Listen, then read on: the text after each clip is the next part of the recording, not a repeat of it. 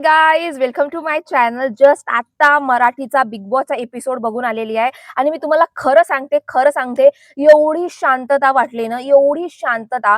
असं जेवण करताना खूप राग किंवा खूप गुस्सा किंवा खूप फ्रस्ट्रेशन किंवा निगेटिव्ह एनर्जी, जे खूप वाईट आणि निगेटिव्ह एनर्जी होती ना, अक्षरशः बिग बॉसच्या हाऊस मधून गेलेली आहे रुचिता. त्याच्यानंतर जे मी बिग बॉसचे एपिसोड बघत आहे ना, लिटरली मला स्किप करायची गरज पडत नाहीये. लिटरली मला डबल पाहायची गरज पडत नाहीये की कोणी काय म्हटलं, ह्यांची स्ट्रॅटेजी प्लॅन काय आहे, किंवा खूप जो कर्कश कर्कश असा जो आवाज येत होता वारंवार. आणि मग आजचा एपिसोड बघून खरंच एवढा शांतता आणि उलटी लोकांची जी पर्सनॅलिटी आहे, लोकांचे जे मतं आहेत, लोकांचे जे स्ट्रॅटेजी प्लॅन आहेत, ते अक्षरशः एकूण एक कळली. आजच्या एपिसोडवर येऊन तर आजच्या एपिसोडची सर्वात मास्टर माइंड जे प्लेयर आहे ती म्हणजे आहे प्राजक्ता. एवढी मास्टर माइंड प्लेयर आहे यार, मतलब तिला बघून आता अक्षरशः अशी चिड येते ते असते ना, ते लाल कलरची मुंगी असते, ते आपल्याला चावते, मग ते खूप खाज येते आपल्याला. आणि एवढीशी लहानशी मुंगी असली तरी ते आपल्याला किती गहरा खाज येते, असा असा राग येते तिची चावली वगैरे. तर तशीच प्राजक्ता बिग बॉस हाऊस मधली मुंगी आहे, लाल कलरची मुंगी आहे, जे चावते हळूहळू पण तिची खाज खूप मतलब असं झोमते आपल्याला अंगाला. तशीच आता प्राजक्ता लिटरली ऍज अ ऑडियन्सला झोमत आहे आणि मला सुद्धा ते झोमत आहे. कारण की ते लोकांना असं तिला दाखवते की भाई मी किती गोड आहे, माझा आवाज किती मधुर आहे. खरं बघितलं तर आहे आवाज मधुर, किंवा मी किती शांत आहे. अरे हे जे बाकी ओरडतात ना, ते मला जमत नाही, कारण की मी खूप वर्ष मेहनत केली आहे ना या आवाजावर, मला जमत नाही. तिचा हात सुरू असते, मी तुझ्यासारखी ओरडू नाही शकत, मी खूप मेहनत केली आहे गड्यावर, मी नाही ओरडू शकत, अशी आहे. आणि लोकांना कोणी मतलब असं ना, असं असते की भाई मी किती गोड आहे, मी किती शांत आहे, हे बाकी जे वागणूक करतात, बाकी जे लोक शिव्या देतात, बाकी जे हे काही पण फोटेसाठी करतात, बाकी जे लोक हे भांडण करतात, अशातली मी नाही ग, अशात मी ह्यात पडत नाही, ह्या गलिच्छपणामध्ये नाहीये. जेव्हा कोणीही नवीन कंटेस्टंट आला ते ह्याच रीतीने सर्वांना मॅन्युप्लेटिंग गेम खेळते. आज आपण प्राजक्ता बद्दलच बोलून, ज्या प्रकारे सागर दादा मागच्या बॉटम मध्ये होते आणि तिचा सपोर्ट करणारा, तिला प्रेम करणारा, तिला वारंवार त्याच्या खांद्यावर जाऊन रडू शकते, त्यामधला फक्त आणि फक्त तो म्हणजे सागर दादा आहे. आणि तिला माहित होता की सागर दादा नॉमिनेशन आहे, आणि तिला मागच्या वीक मध्ये हे सुद्धा माहित होता कितीही झालं तरी मी नॉमिनेट होऊन घराच्या बाहेर जाऊ शकणार नाही, परंतु सागर दादा जाऊ शकते. आता सागर दादा जाऊ शकते तर त्याच्या रिप्लेसमेंट मी कोणाला बघू, तर रिप्लेसमेंट साठी संकेत आलाच होता. आणि जेव्हापासून संकेत आला आहे तेव्हापासून का रीतीने, मतलब या रीतीने बाप रे बाप त्याला मॅन्युप्लेट करणं एवढा सुरू आहे. मतलब 24 तास तुम्ही किती फुटेज बघित असाल तर 24 तास फक्त संकेत जवळ बसलेली असते, संकेत जवळ चाय पियेल, संकेत जवळ हा करेल. अरे हे लोक ना असेच आहेत, हे आपल्याला एवढा ओरडायला जमत नाही रे, आपण ह्या तर पडत नाही, आपण इंडिव्हिज्युअल गेम खेळणे किंवा असे खेळणे एवढ्या चांगल्या रीतीने त्या बाईला मॅन्युप्लेटिंग गेम समजते ना. लोकांना, बाकीच्या लोकांना वाटते अरे हे बुद्धू आहे, हिला काय समजते, काय करते, परंतु ऍक्च्युअली गेम बाई प्राजक्ता खेळत आहे. लोकांना नवीन कंटेस्टंट आले गुंडाळून पूर्ण घेणे. आता मी सांगते, जेव्हापासून विशालची पूर्ण टोळी नासाडत झाली आहे, विशाल फक्त एकटाच वाचलेला आहे, तो बी भुका शेर, त्याचा तो असा शेर, त्याला असं वाटते की तो असा शेर आहे, पण तो असा शेर आहे, ढेला शेर आहे पूर्ण, त्याच्या काहीच नसे. आणि मला जेव्हा वाटलं होतं की मागच्या वीक मध्ये सागर दादानी स्वतःच्या साठी स्टँड घेतलं किंवा विशालच्या अपोजिट स्टँड घेतलं आणि चांगले त्या गोष्टीवर मत किंवा स्टँड ठेवला आणि अख्ख्या महाराष्ट्राला खुश केलं, आणि एवढं चांगला प्राऊड फिलिंग वाटली की फायनली सागर दादाने तिच्या खरा चेहरा किंवा स्टँड घेतलं, खूप चांगला वाटला विशालच्या विरुद्ध.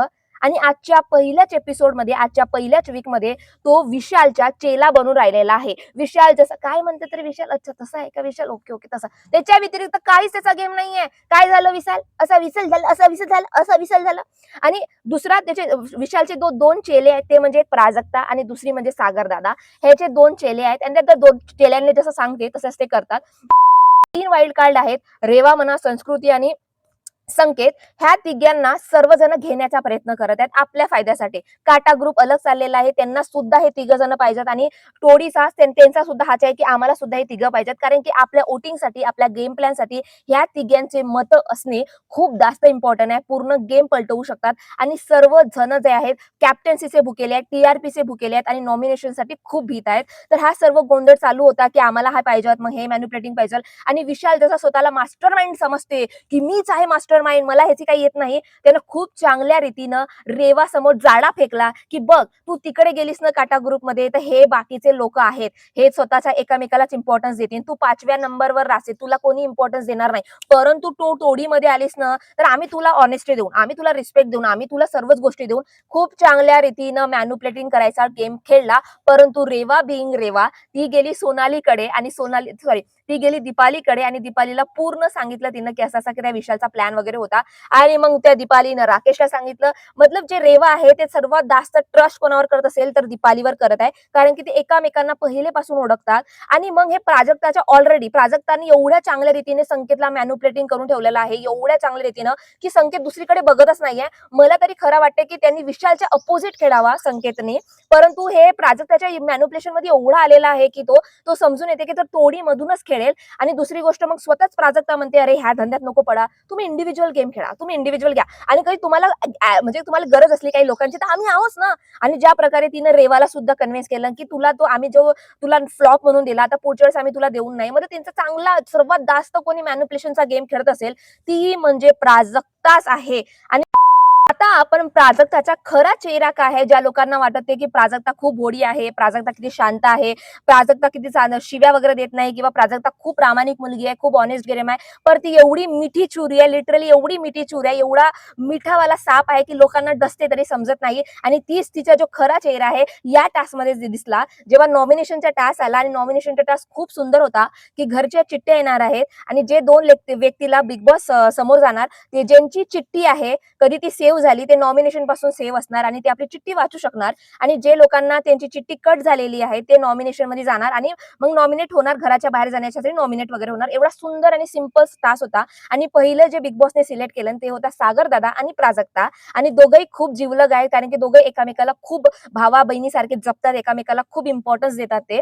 आणि दोघेसाठी डिसिजन होता. आणि जेव्हा त्यांना कळालं, बिग बॉसने सांगितलं की बाबा सागर तुमच्या मुलींचं पत्र आलेलं आहे, तेव्हा सागर ब्रेकडाऊन झाला आणि सागर खूप इमोशनली खूप रडारड सुरूच होता.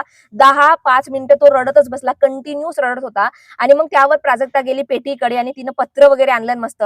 आणि मग त्याच्यानंतर सागर दादा उठला कॉन्फिडेंटली आणि म्हटलं की झालं, आता मी रडरूट केलो, आता माझ्या मनातले इमोशन्स वगैरे गेले, आता झालं, आता मी काहीही वाचत नाही, मला काही वाचायचं वगैरे नाहीये. आणि तो प्राजक्ताला तिकडे कन्व्हिन्स करत होता आणि प्राजक्ता म्हणत होती की यार नाही रे, मला सुद्धा वाचायचं आहे, परंतु मला तुला सुद्धा वाचवायचं आहे आणि मला सुद्धा वाचायचं आहे, मी काय करू वगैरे तिचा चालू होता. त्यावर सागर दादा तिला वारंवार कन्व्हिन्स करत होता की मी घराच्या बाहेर जाईन तर मी आपल्या मुलीला भेटणारच, मी कोणाला भेटणारच, तू वाच ग, तुला गरज आहे, तू वाच, तुला वाचायचं आहे ना, तुला वाच. आता त्यावर मी तुम्हाला एक गोष्ट सांगेन, तर प्राजक्ताचा एक पॅटर्न आहे. प्राजक्ता नेहमी नॉमिनेशन पासून घाबरते. जो पण व्यक्ती तिला नॉमिनेट करते ते खूप असा आगला बोबडा होते. आणि तिला खरंच बघाल तर प्राजक्ता नेहमीच नॉमिनेशन मध्ये येते आणि नॉमिनेशन मध्ये आल्यानंतर नेहमीच ती घाबरते, कारण की ते बॉटम मध्ये असते किंवा वाचते वगैरे. परंतु भाई लिटरली ते नॉमिनेशन पासून एवढी घाबरते. आणि मला खरं वाटलं की पेपरपेक्षा किंवा पत्रपेक्षा तिला नॉमिनेशनची भीती जास्त आहे. तर तिथं मॅन्युप्लेटिंग गेम आणि जो तिची ऍक्टिंग आहे, तिची सिंपत्ती कार्ड आहे, तिथं गेम सुरू झाला. ज्यावर सागर तिला कन्व्हिन्स करत होता की भाई तू आता वाच, तुला वाचायचं आहे, माझं झालं वगैरे. त्यावर तिला डायरेक्ट म्हणजे बजर दाबायचं होतं आणि झालं होतं, कारण की तिचं ऑलरेडी तिला वाचवायचं होतं. परंतु तिनं स्ट्रेस डाऊन केलं ह्या टॉपिकला की नाही, मी डायरेक्ट बजर दाबीन तर जे महाराष्ट्र बघत आहे त्यांना वाटेल की मी सागरचा विचार करत नाही, मी खूप सेल्फिश आहे. आता मी इथं आपला मॅन्युप्लेटिंग, आपला सेल्फिश गेम, आपली मिठी चुरवी कशी चालू शकतो, तिनं तिचा प्रयत्न केला. तिनं त्या टॉपिकला असून स्ट्रेस डाऊन केलं की नाही, मला शटडाऊन करता येणार नाही सागर दादा, मला शटडाऊन करता येणार नाही वगैरे वगैरे. तिची नाटकं बघा आता तुम्ही. त्यावर सागर म्हणते की नाही ग, काही नाही, तू कर, मी आहे इथं वगैरे, तिला कन्व्हिन्स करत होता. मग आता प्राजक्ता अशी करते, हो ठीक आहे सागर दादा, आता तू जे म्हणशील ना तेच मी करीन, अशी ती म्हणते. आणि सागर त्यावर म्हणते की देख, मागच्या वेळेस मध्ये तू बॉटम मध्ये नव्हतीस, मी बॉटम मध्ये होती, तर मला हा पेपर वाचू दे. आता तिनं जेव्हा हा स्टेटमेंट दिलं ना की सागर दादा तू जसा म्हणशील तसा करीन, कारण की तिला माहित होता की सागर ऑलरेडी मला कन्व्हिन्स करत आहे की माझा स्वतःचा लेटर वाच म्हणून, आईचा लेटर वाच म्हणून. आणि मी त्याला म्हणेन की सागर दादा तू जे म्हणशील ना ते करीन, त्याच्यावर तो मलाच म्हणणार की तू वाच वगैरे म्हणून. परंतु सागर त्यावर पलटला आणि सागर दादाने म्हटलं की नाही, ते सागरदाना बुद्धीनं काम घेतलं की बघ यार, बॉटम मध्ये ना मागच्या वेळेस मी होतो, तू नव्हतीस, तर हा पेपर मला खरंच वाचू दे. त्यावर ती भाई तिचे नाटकं सुरू झाले, आपल्या लेटरवर हात ठेवते आणि मला म्हणते अरे फक्त ह्याच्यासाठी फक्त. अरे तू आतापर्यंतच म्हणत होतीस ना की सागरदादा सुद्धा वाचायला पाहिजे, पण मग ह्याच्यासाठी पाहिजे तिचं लढणं सुरू झालं. आणि मग त्यावर सागर पिघलला आणि म्हटलं की तुला वाचायचं आहे ना, मग तू वाच. आणि एवढी तुला सागरबद्दल सिंपत्ती होती, हा होती, एवढा दिमागानं तुला गेम समजते, तर तुला समजायला पाहिजे होतं ना. तुला एवढा भाऊ बहिणीचा भावंड, एवढा तू सागर दादाला क्लोज समजते, तर मग स्वतःनं जेव्हा तो बॉटम मध्ये आहे तर तुला समजायला पाहिजे ना की हा ऑलरेडी बॉटम मध्ये आहे, ऑलरेडी नॉमिनेशन मध्ये झाल्यानंतर घराच्या बाहेर जाऊ शकते. तरी सुद्धा ते मुलगी पिघलली नाही, तिचा गेम मस्त चालवला होता. आणि तिनं मग मस्त ऍक्टिंग केलं, बजरवर हात ठेवायची आणि मग सागर दादाला तो असं असतं ना, की भाई एक वेळची वाजव ग, मला नाही ह्या इमोशन मध्ये खूप पडायचं नाहीये. तर तिनं मग डायरेक्टच त्याच्या हातावर हे केलं, प्रेस केलं. आणि मी खरं सांगू, तेवढ्यातच राखीच्या रिॲक्शन आला, अरे सागर तू वाजवलास. आणि सागर आणि राखीने आणि रेवाने जो डिसिजन घेतला की हा जो बजर आहे तो सागर दादाने वाचवला, एवढा आनंद भेटला यार, लिटरली खरं सांगतो एवढा आनंद भेटला. जो ह्या प्राजक्ताची स्ट्रॅटेजी प्लॅन होती, जे हे मिठी चोरी, मॅन्युप्लेटिंग गेम, सिंपत्ती गेम, जो हे लोकांना गेम दाखवते, जो आपला खूप चांगल्या रीतीने आपला काम करून बिलकुल चांगल्या रीतीने निघते, ती तिच्या पूर्ण ढराचा ढरा पॅन राहिलेला आहे. तिला लेटरपेक्षा नॉमिनेशन मध्ये वाचवायचं जास्त होतं, कारण की नॉमिनेशन मध्ये आल्यावर ते खरंच खूप घाबरते. आणि त्यावर आता मी सांगतो तिचा अजून प्लॅन बघा. आता त्यावर कोणी व्यक्ती म्हणाल ना, की ठीक आहे यार सागर दादा तू वाचत आहेस, तुला तुझ्या मुलीचं पत्र भेटत आहे, मी खूप आनंदी आहे. कोणी व्यक्ती हा म्हणाल ना, तिचा पहिलं वाक्य होता, "काय रे, माझा डिसिजन होता, आमच्या दोघांचा सेम डिसिजन होता. तुम्ही काय पण राखी काय पण करत वगैरे आहे वगैरे" म्हणून. जे व्यक्ती खरंच सागर दादासाठी एवढी सपोर्टिव्ह आहे आणि सपोज हेच गोष्ट सागर दादाच्या हातून झाली असती किंवा प्राजक्ताच्या हातून झाली असती, तर सागर दादानं प्राजक्ताला सपोर्ट केलं नसतं, की ठीक आहे काही होत नाही, तू आपल्या आईचा पत्र वाच. परंतु प्राजक्ताने एकही गोष्ट असं म्हटलं नाही, की तू आपल्या मुलीचा लेटर वाच. त्यावर तिचा रगवा फुसवा चालू होता, की नाही आमचा म्युच्युअल डिसिजन होता, तुम्ही गलत डिसिजन वगैरे घेता. त्याच्यानंतरही सागर दादाच बघा, सागर दादा म्हणते, की मी लेटर वाचत नाही, तू हा लेटर आपल्याजवळ ठेव. त्यावरही ती आपला रुसवा फुगा तिचा चालू, की राकेशनं वगैरे कन्व्हिन्स वगैरे केलं आणि मला का वाचू दिला नाही. तिला एकदाही खुशी झाली नाही, की सागर माझा स्वतःच्या मुलीचा लेटर वाचत आहे.